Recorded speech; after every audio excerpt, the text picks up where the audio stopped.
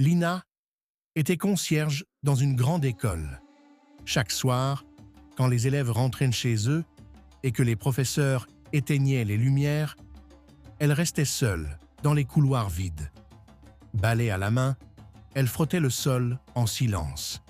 Mais une fois, le dernier carrelage propre, elle posait ses gants, prenait une craie oubliée et se faufilait dans une salle de classe.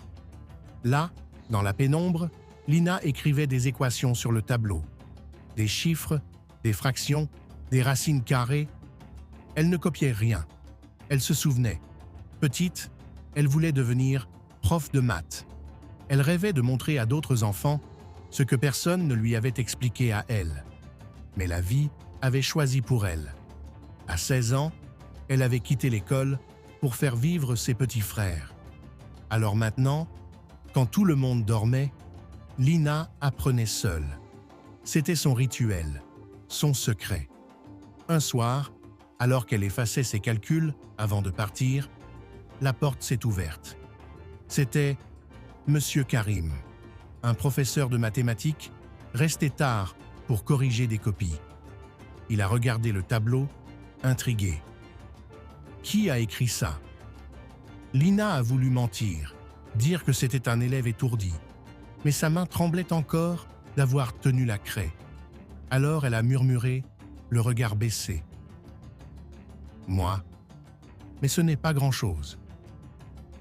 Le professeur s'est approché doucement. Il n'a pas ri, il n'a pas jugé. Il a juste dit « C'est plus que grand-chose. C'est un début. Venez demain soir. Je vous montrerai un exercice plus difficile. » Ce soir-là, pour la première fois depuis longtemps, Lina est rentrée chez elle, le cœur léger.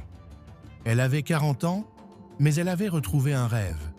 Pendant des mois, après son service, elle restait pour apprendre, en cachette.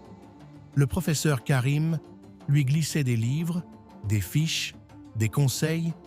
Elle résolvait chaque problème avec une patience immense, comme on nettoie un sol, petit à petit, en ne laissant aucune trace d'erreur.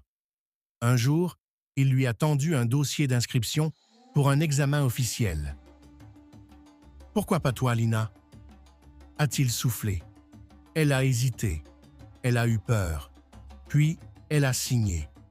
Le jour de l'examen, Lina est entrée dans la salle avec son uniforme sous son manteau. Elle avait promis à son patron de ne pas être en retard pour le ménage de l'après-midi. Quand les résultats sont tombés, son nom était en haut de la